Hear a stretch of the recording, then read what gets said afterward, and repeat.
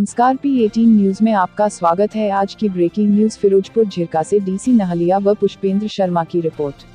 देश के लिए मर मिटने वाले क्रांतिकारी बलिदानी शहीद चंद्रशेखर आजाद के पौत्र अमित आजाद में भी उनके दादाजी के जैसा तेज नजर आता है। चंद्रशेखर आजाद के बलिदान दिवस पर अमित आजाद की देश के प्रति संबोधन।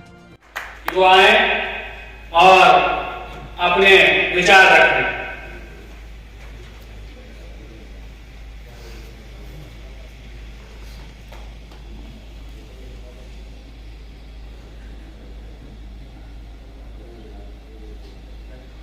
सभा में उपस्थित सभी गणमान्य व्यक्तियों को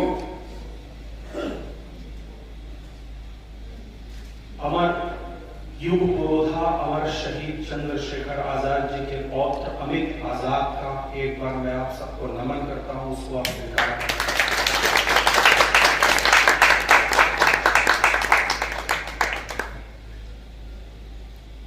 साथियों, हमारे बहुत मित्रों ने, हमारे जो अग्रज हैं, हमारे पिता तुल्य हैं, कुछ बातें उन्होंने यहाँ इस मंच से कही, इस पवित्र मंच से कही। एक सज्जन ने अभी आपने सर बोला था, देखिए मैंने स्वयं ताली बजाई उनकी बात पर। ताली मैंने क्यों बजाई? हम अमर शहीद चंद्रशेखर आजाद जी का दिवस है, उन पर ही बात करेंगे। हो सकता है थोड़ा सा मैं कुछ समझाने के विषय में थोड़ा सा भिन्न क्षेत्र में चला जाऊं। उन्होंने बताया कि हम शहीद चंद्रशेखर आजाद जी कहां जन्मे थे, कब जन्मे थे, कहां रहे थे, क्या क्या हुआ था। लगभग ये सभी लोग जानते हैं और बताना भी अच्छी बात है। लेकिन जिस लिए वो जीते थे, जिस लिए शहीद भगत सिंह जी जीते थे, वजह क्या थी? क्या वजह थी जो शहीद चंद्रशेखर आजाद जी ने कहा कि मैं आजाद हूं, आजाद था और आजाद रहूंगा? क्या वजह थी कि शहीद भगत सिंह जी ने कहा कि मैं फांसी के तख्ते पर चढ़ जाऊंगा, मुझे ये जान नहीं चाहिए जो गुलाम भारत में जीती हो? वो हमें सोचना चाहिए। मुख्य तत्व उनकी ये बात मुझे बहुत अच्छी लगी। एक बार उन सज्जन के पुनः एक बार ताली जरूर। बहुत उत्तम कि हमने सीखा क्या चंद्रशेखर आजाद जी से। साथियों, मैं आपको बताऊं, आज शहीद आजाद जी का जन्म शहादत दिवस है। प्रयागराज, पहले जो इलाहाबाद था, प्रयागराज में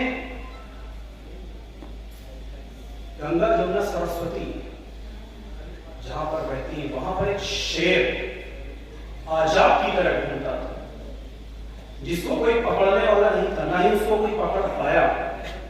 उनका नाम था अमर शहीद चंद्रशेखर आजाद। आज ही के दिन 10:32 में जिसका नाम अल्फ्रेड पार्क था पहले, आज उसका नाम शहीद चंद्रशेखर आजाद पार्क है। वहां पर उनको कोई पकड़ने वाला, वास्तव में जो शहीद चंद्रशेखर आजाद जी ने कहा था कि मुझे पकड़ने वाला कोई पैदा नहीं हुआ और ऐसी कोई गोली नहीं बनी जिस पर मेरा नाम लिखा। और ये उन्होंने कर दिखाया। लेकिन इतिहास गवाह है, यदि हमारे देश में शहीद अशफाकुल्लाह खान ठाकुर, रोशन सिंह, राजेंद्र लाहिड़ी, अमर शहीद राम प्रताप बिस्मिल, भगत सिंह, शहीद चंद्रशेखर आजाद, महाराणा प्रताप, छत्रपति शिवाजी, झांसी की रानी, ये सारे शहीद अगर थे तो कुछ चंद गद्दार भी हमेशा थे और रहेंगे। और उनसे लड़ने के लिए आज भी शहीद चंद्रशेखर आजाद, अशफाकुल्लाह खान और भगत सिंह हमारे बीच में से निकले। उनके साथ भी वही छल हुआ जो झांसी की रानी के साथ हुआ, जो महाराणा प्रताप के साथ हुआ, जो भगत सिंह के साथ हुआ। अल्फ्रेड पार्क में मैं इस पवित्र मंच पर कोई ऐसी बात नहीं आज करना चाहता हूं, लेकिन आप सब लोग समझदार हैं कि कैसे उनके साथ छल हुआ था और किसने किया था। 23 साल के चंद्रशेखर आजाद जी थे, 24 साल के भगत सिंह जी थे। क्या सीखा हमने इससे? आज के 23 साल के युवा को आप देख लीजिए, आज के 24 साल के युवा को आप देख लीजिए। आपने यदि गीता पढ़ी होगी तो योगेश्वर श्री कृष्ण ने कहा कि यदा यदा हि धर्मस्य ग्लानिर् भवति भारत अभ्युत्थानम् अधर्मस्य तदात्मानं सृजाम्यहम् और परित्राणाय साधूनां विनाशाय च दुष्कृतां धर्म संस्थापनार्थाय संभवामि युगे युगे। योगेश्वर श्री कृष्ण ने कहा है कि मैं आता रहूंगा हर युग में पापियों का नाश करने और साधु जनों का उद्धार करने। क्या आपने कभी सार्थक होते देखा? आपको लगा ये सत्य है? मैंने देखा, क्योंकि जब मैंने 23 साल के भगत सिंह ने वो जेल डायरी दी जो आज बड़े बड़े मंत्री संतरी पढ़ने के लिए मुझसे मांगते हैं, और जब मैं देखता हूं कि 24 साल के शहीद चंद्रशेखर आजाद जी ने संकल्प ले लिया कि मैं आजाद हूं और आजाद था और आजाद रहूंगा, तब मुझे लगता है ये श्लोक सत्य है। वही आज के इनके रूप में ये श्लोक सत्य है। ये ईश्वर से कम नहीं थे, इसीलिए मैंने कहा किसी ईश्वर से कम नहीं थे। और उनके लिए वही दो लाइन में कहना चाहूंगा जो पंडित राम प्रसाद बिस्मिल जी ने स्वामी दयानंद सरस्वती जी से प्रेरणा लेकर के कही थी कि सरफरोशी की तमन्ना अब हमारे दिल में है, देखना है जोर कितना बाजुए का दिल में है, ना हिले है ना बलबले है ना अरमानों की भीड़ है, बस वतन पर मिट जाने की तमन्ना दिल बिस्मिल में है। आज मक्तल में यह कातिल कह रहा है, आज मक्तल में यह कातिल कह रहा है बार बार, क्या तमन्ना शहादत भी किसी के दिल में है? ऐ शहीदो मिल को मिल्लत, मैं तेरे ऊपर निसार, अब तेरी हिम्मत का चर्चा गैर की महफिल में है। सरफरोशी की तमन्ना अब हमारे दिल में है।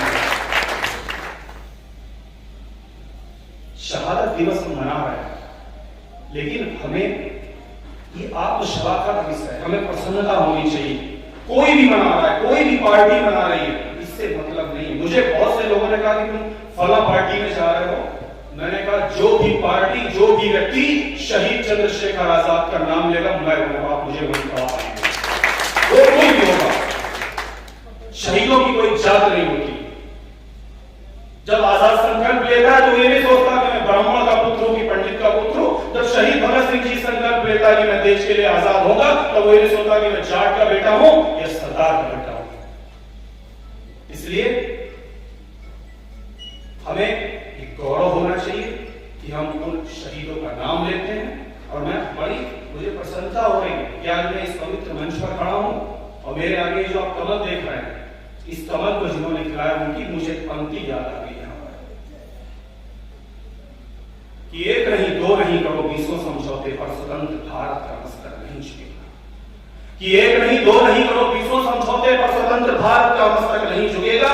अगणित बलिदानों से अर्जित यह स्वतंत्रता, प्यार के तब्बल से रक्षित यह स्वतंत्रता, दुखी मनुष्यता के हृदय बीत यह स्वतंत्रता, अश्रु शोणित से सिंचित यह स्वतंत्रता, इसे मिटाने की साजिश करने वालों से कह दो कि चिंगारी का खेल पूरा होता है। औरों के घर आग लगाने का जो सपना वह सदा अपने ही घर खराब होता है। अपने हाथों अपनी कब्र न खोलो, अपने पैरों आप कुल्हाड़ी नहीं चलाओ। ऐ नादान पड़ोसी आंखें खोलो, आजादी हमको नस्ता और खाओ। तुम क्या जानो आजादी क्या होती है? मुफ्त में मिली न कीमत गई चुकाई, अंग्रेजों के बल पर जोर टुकड़े पाए हैं, मां को खंडित करके तुमको लाज नाई, धमकी जिहाद के नारों से कश्मीर कभी हथियार लोगे ये मत समझो, अत्याचारों से संहारों से भारत का शीश झुका लोगे ये मत समझो। जब तक गंगा की धार सिंधु में ज्वार अग्नि में जलन सूर्य में तपन शेष, तब तक स्वातंत्र की समर वेदी पर अर्पित होंगे यौवन जीवना से, फिर चाहे विश्व भी क्यों ना हो विरुद्ध, काश्मीर में भारत का ध्वज नहीं झुकेगा। एक समझौते और स्वतंत्र भारत का मस्तक नहीं झुकेगा। मेरे कहने का आशय सिर्फ ये है कि वहां पर जो मेरी माँ बहन बेटियां बैठी हैं उनसे मैं कहना चाहूंगा, आप ये भी शहीदों के विषय में बता रहा हूं, आप लोग सोचिए कि क्या जब आपका जो पुत्र होगा, जब वो बड़ा होगा, यदि आपके ऊपर कोई हमला करेगा तो क्या वो आपकी रक्षा नहीं करेगा? आप कहेंगे हाँ करेगा। इसलिए आप ये कभी ना सोचिए कि मेरे यहाँ भगत सिंह ना पैदा हो बगल के घर में हो, मेरे यहाँ चंद्रशेखर आजाद नहीं बगल में हो, मेरा बेटा वो डॉक्टर बनेगा, मेरा बेटा वो इंजीनियर बनेगा, तो देशभक्त कहां से आएगा? चंद्रशेखर आजाद कहां से आएगा? भगत सिंह कहां से आएगा? मेरा कहने का आशय है जब आपका बेटा आपके ऊपर कोई हमला होगा रक्षा करेगा, उसी प्रकार से ये भारत मां पर भी जब कोई आंच आएगी तो इतने सारे बेटे हैं वो भी उस हमले को रोक देंगे। भारत माता की जय, भारत माता की जय। हमें उन शहीदों से सीखना है, क्योंकि हमें दे करके हमारे शहीद गए हैं, हमारे हाथों में विरासत दे करके गए हैं। आप इंटरनेट पर के जाकर के देख लीजिएगा, 1,96,53,121 वर्ष पुरानी संस्कृति के हम संवाहक हैं, हम संवाहक हैं और कोई दूसरा नहीं है। और 7,32,000 क्रांतिकारियों ने जब कुर्बानी दी, तब ये जो आजादी है वो हमारे हाथ में है। तब हम ये सभा लगा रहे हैं, शहीद आजाद जी का चित्र लगा रहे हैं, और उस विरासत को हम ऐसे नहीं जाने दे सकते। इसीलिए मैं कहता हूं, मेरा दाया हाथ तक भारत हमारे अंदर है, मेरा दाया हाथ दक्षिणांचल, बायां हाथ तक पूर्वांचल, और मेरे पैरों में हिंद महासागर और मेरा सिर है हिमालय। मैं भारत से हूं, मैं भारत से हूं। मैं आज ही वो सब कुछ करूंगा जिसके लिए मेरा जन्म हुआ है। दूसरे दिन का इंतजार करना इस भारत मां के नाम में नहीं सीखा।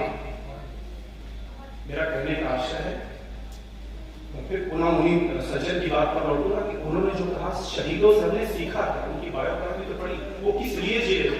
2 गोली उन्होंने बताया, 2 गोली हजारी प्रसाद उनके रिश्तेदार थे, वो चंद्रशेखर आजाद जी के पास गए, झांसी में मास्टर साहब के कि आप यहाँ पर बैठे, वहां पर आपके माता पिता भूखों मर रहे हैं, आप क्या कर रहे हैं। तो चंद्रशेखर आजाद जी ने अपनी सदरी से 2 गोली निकाली और हजारी प्रसाद द्विवेदी के हाथ पर रखी, ये ले जाइए, आप समझ सकते हैं इसका क्या करना है। मेरे लिए मेरा देश पहले, न मेरा परिवार, न मेरे माँ बाप पहले। ये चंद्रशेखर आजाद जी।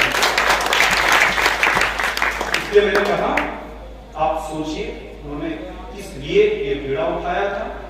चाहे मेरे आगे जो कमल है, आप इस कमल को लीजिए, किस लिए इसका संगठन हुआ था, किस लिए बना था।